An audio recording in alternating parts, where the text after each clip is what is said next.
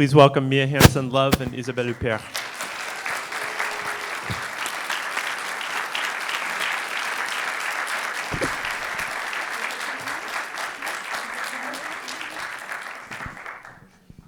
Hello. Mia, when you were writing this film, did you have Isabelle in mind when you were writing the part?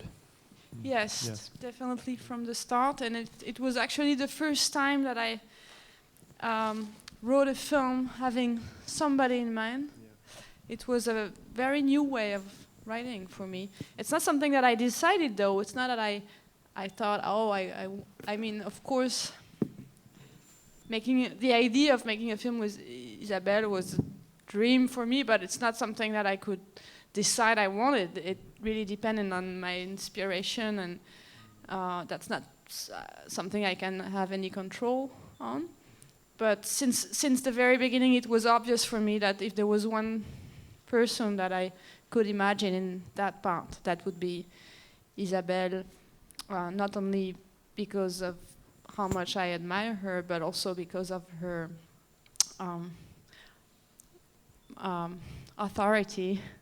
I mean, also intellectually, something that I thought was pretty unique, and that made it credible for me that she could be a philosophy teacher. Was that an adjustment for you to be a philosophy teacher? To be a philosophy teacher? It certainly was, yes. Yes, but you know, fiction is so strong that no matter what you are, it makes people believe that, you know, you can be a philosophy teacher, for example. Plus, the philosophy in the film is shown in such a concrete and in such a concrete way. It's not something intellectual in the sense that abstract or something that would take the audience away from the understanding of what she means.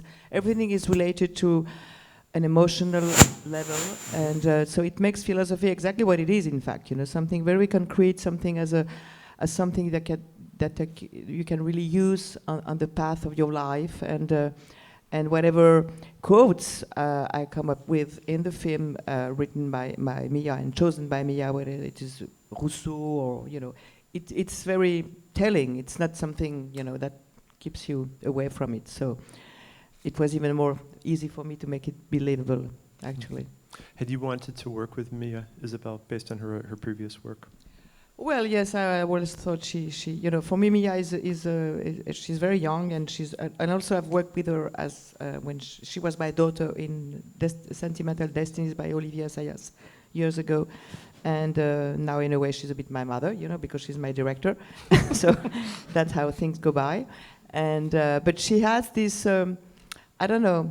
For me, she has the wisdom and the knowledge, something that of like a child almost. You know, that's something that she knows. She knows. I don't know how to express it. Mm-hmm. That's the effect she has on me. You know, she knows what it is to be a great director, and she's done movies before, but it's almost like she was, you know, something comes across her, and. She knows exactly the power of the movement, the power of the veracity of the movement, you know, and that's exactly what mise en scène is about, you know, how the movement has to be accurate for the actors to express the most accurate feelings as possible, and she knows exactly what it is, and she has this amazing intuition on how keeping the balance between depth and lightness, and I think that's something really runs all throughout the film, you know, this balance between, you know, that makes the movie really, well, light and deep at the same time, dark and lit up at the same time. And she knows exactly how to, pull all those threads. Questions? Yes, Renee. Wait for the microphone and let's hope that it works. Fingers crossed. Working. Hello. Okay. Hi, how you doing? My question's for Mia. I've noticed in your films, your main characters are constantly on the move, and even if they're stationary, they tend to be always doing something. So I was curious as to if there was a philosophy behind that, or if it was just a coincidence. Well, actually, I noticed that after so many people told me that people were always moving in my film, but I wasn't so much aware of it until people told it to me. I think it's something that maybe started with my second film when I did Father of My Children, a film that was about a producer who has troubles, who is working crazy but has a melancholy, and at some point commits suicide. And he was also moving the whole time. It was somebody who I was filming walking fast, like a lot, and the film was really about movement, and I think I learned a lot from that. I learned a lot from filming that character who was constantly moving, and I enjoyed it, and I think it even influenced me in my life. I mean, I at that point I started feeling a lot of empathy with characters who are escaping difficulties thanks to movement. And I think that's partly one of the reasons why I enjoy filming these characters while they walk. And in the case of Isabelle, she walks rather fast.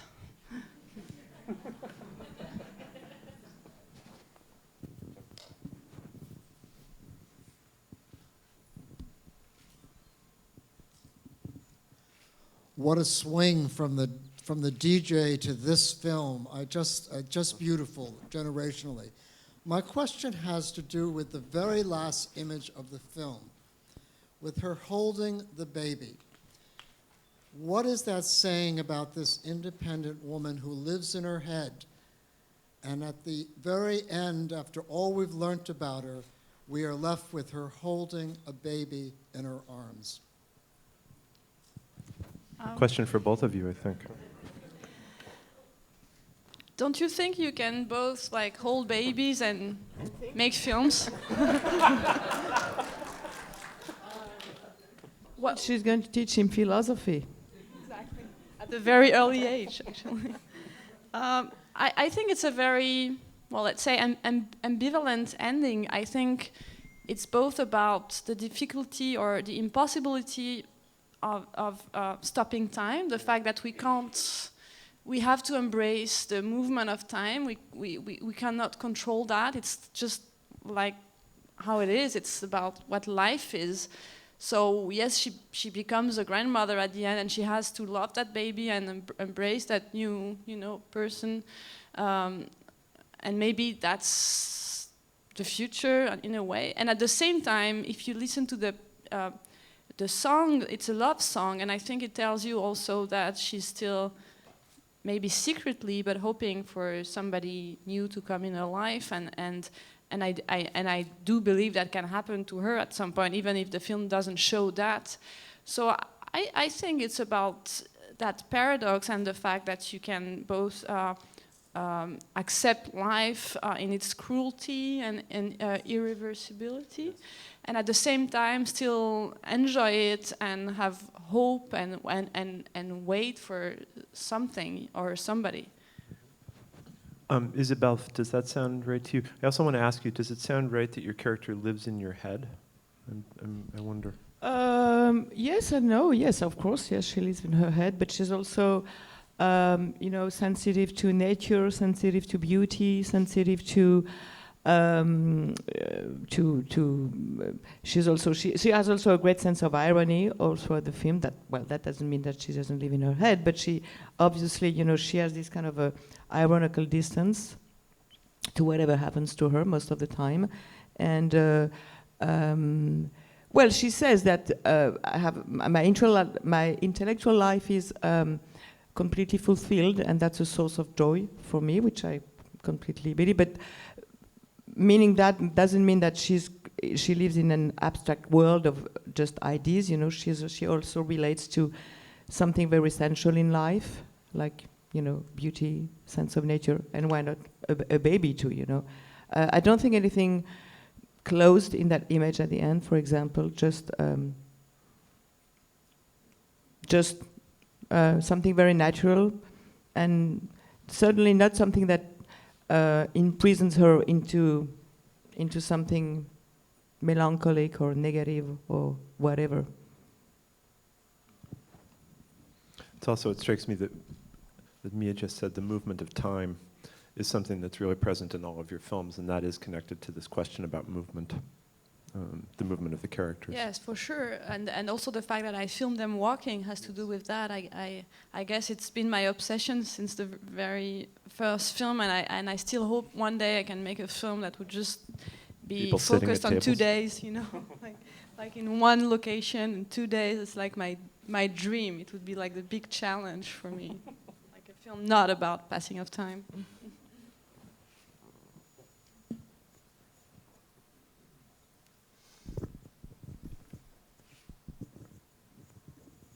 Thank you. I just there's a moment in the film that struck with me very. It just sort of stuck in the craw and started creating thoughts around it. Isabelle's character says, I feel I've become too old for radicality, and I always felt that what passes for radicality amongst youth is more impetuousness. I think there's that radicality is not really affected by time. You can always have a perspective that is genuinely radical. Whereas, the idea of getting out, doing things, demonstrating, disrupting things it's sort of it gets conflated together. And I was just wondering if, as you were writing the film and as you were acting the film, if this was a concept that sort of you were entertaining, exploring, that sort of thing. Well, this is maybe a hard question for me to answer in English. I'll do my best, but I think with that word, I think that word has been used a lot, radicality, and a lot of people want to be radical, I guess everywhere in the world, but in France maybe even more. It's like, who is the most radical, political person or filmmaker?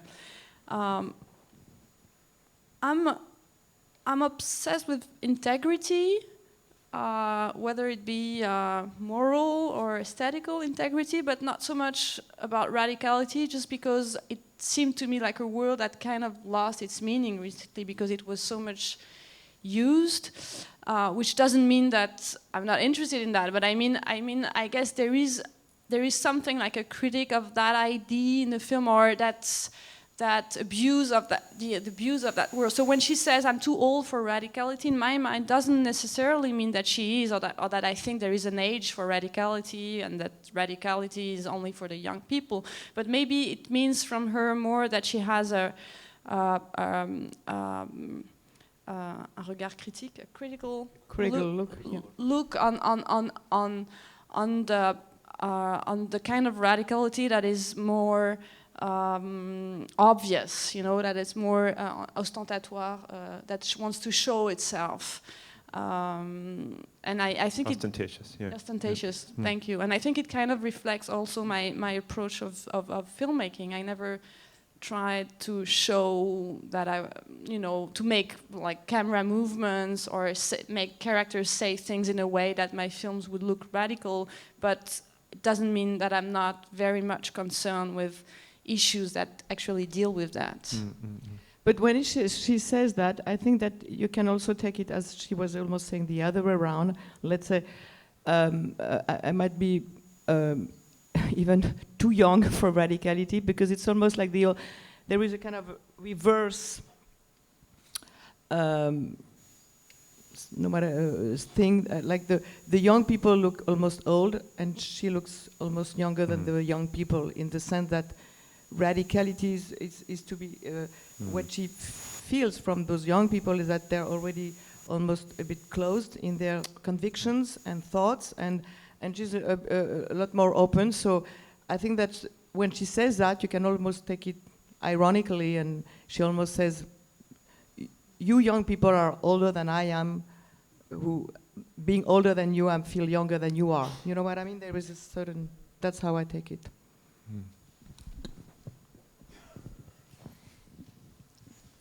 Paul McIsaac. Yes. I wonder if I would be way off base to suggest that film's philosophical and political milieu that we see is about 2 years ago, and that the radical change that we're experiencing, the huge number of immigrants coming into Europe, what's just happened in Britain, we're about to have happen to us here, that sort of philosophical, political thinking, that this film really nails where we were just before the moment we're in now. Is that at all close? I actually feel the same about it, and I also felt while I was writing the film that I was speaking of a time that was very precise, very specific, and that's why I paid attention to that and showing in which time period exactly the film happened. It's not like in any time like around today. It's like specifically at like, you know, in a year where it's just before these kind of movements that we're now watching grow up, and it deals with that, yes, in a very precise way, I think.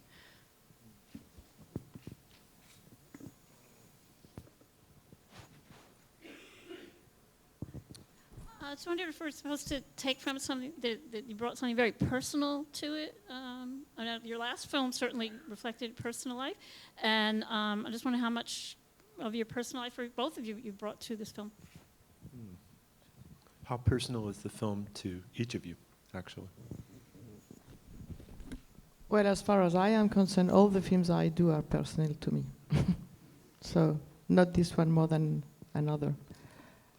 It's never personal on an anecdotic level, but as not only an emotional level, I would say, but as it just reflects the way I am, what I think. I mean, it's me. It's her, but it's me. So it's always you always make a personal statement through what you do, no matter what you do. But it might not be the same it doesn't operate at the same level for Mia, but for me as an actress, it's always very, very personal. I won't say how much, but obviously it is, yes. Well, it's actually pretty much the same for me. Like every single film that I do is very personal. In all meanings of that word, and it feels like it's almost a picture of who I am at that moment, whatever the film is about, actually, or who I am or how I see the world around me at that moment.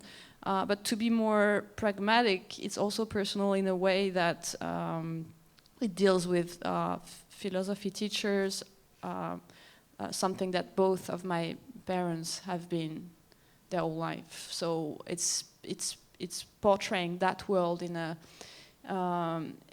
more direct way than my previous films, because it's actually the first time that I was making a film that was dealing with that literally. And you were going back and reacquainting yourself with a lot Sorry? you were going back and rereading a lot of philosophy in preparation, I remember. Reading a lot of philosophy, that I don't know. No. I'm very bad at it. Like I I even studied philosophy. I studied German literature, and when I had to choose and write my master, but I would be really ashamed, I think, to read it again today. I guess I wouldn't even understand what I was I didn't writing. mean your own thesis, I meant. No, but I read a couple of things, of course, just get back there. But my mother actually helped me a lot when I had to write scenes with teaching of philosophy. I would actually ask her to help me. Sometimes I would remember quotation that impressed me a lot. Like I knew there was something Rousseau said, but I would never have found it actually in the book. So and she would remember what I was meaning, because most of the quotations you have in the films, the ones of Pascal and Rousseau, they are things that I've been listening a lot as a child or as a teen from my parents. So they're like kind of here in my mind, but I just don't know that by heart. Yep.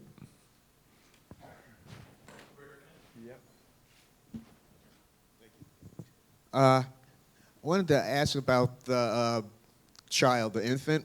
the final scenes. I thought it was very cute. Did the baby actually cry on cue and settle in on cue? Because I thought that was fantastic, you know.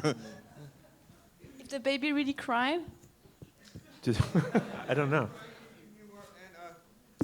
And Isabelle was settling her in on the final scenes. The baby was crying, and you settled her in. But I was wondering whether or not that was on cue, and whether or not, you know, you had the baby or you exchanged babies. Or I'm very good with babies, several you know, shots. so they do whatever I want them to do.